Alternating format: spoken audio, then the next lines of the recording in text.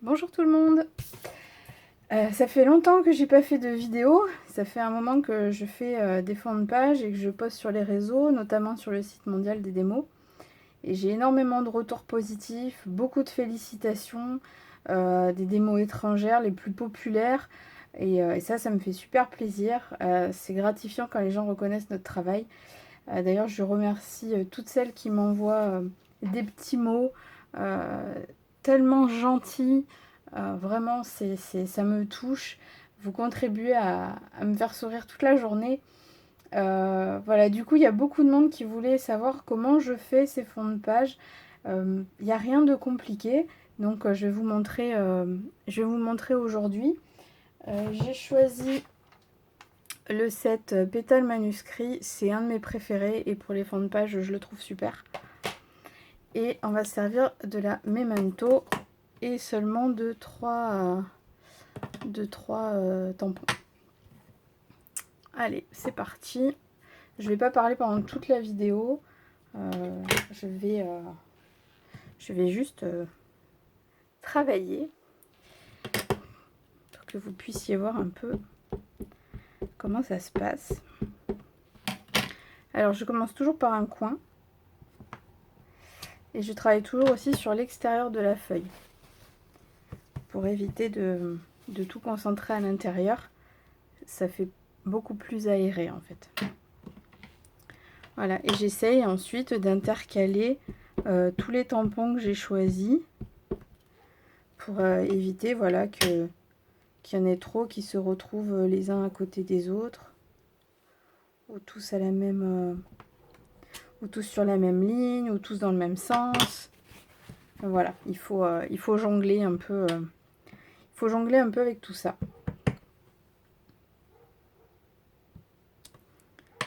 Il faut essayer de les faire le plus possible rapprochés pour éviter les blancs. Et il faut éviter qu'ils se montent dessus. Alors avec certains tampons c'est joli, hein, notamment les choses qui font du remplissage. Mais là c'est pas du tout ce que je cherche. Moi je cherche à en mettre le plus possible.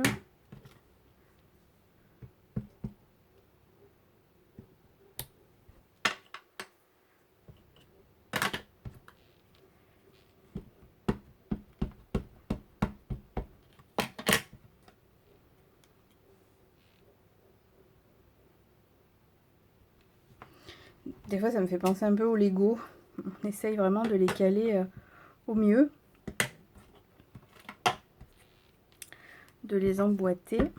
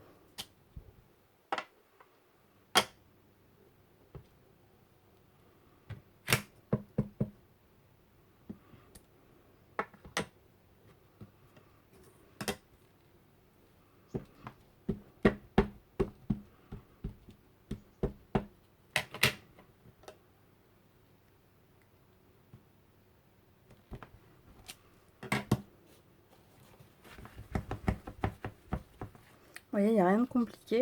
Là, je laisse un peu plus de blanc devant ceux-là parce que il faudra mettre celui-ci pour faire les petites fleurs. N'hésitez pas aussi à tourner vos papiers pour éviter de vous gêner.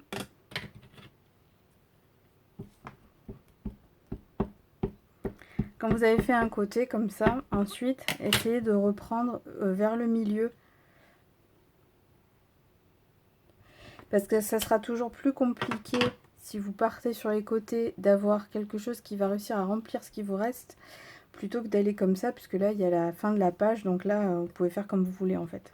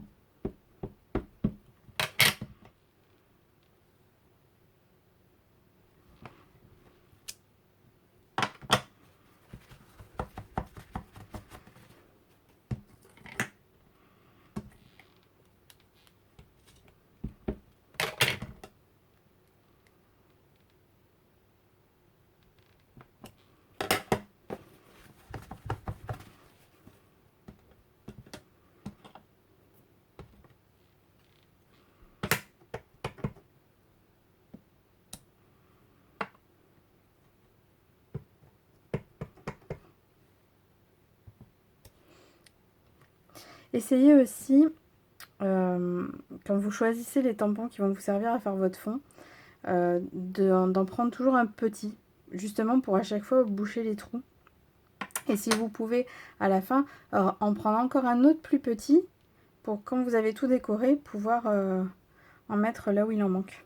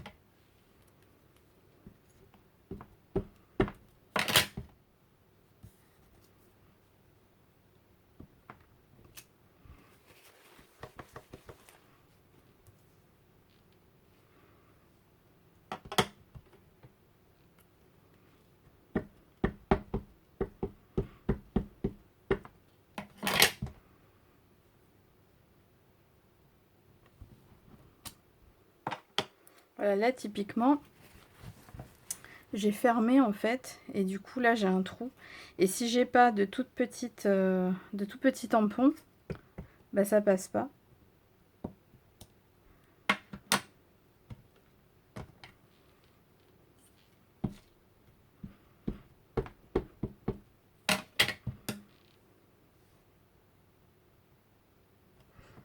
Donc généralement je commence par un coin et je finis par un coin.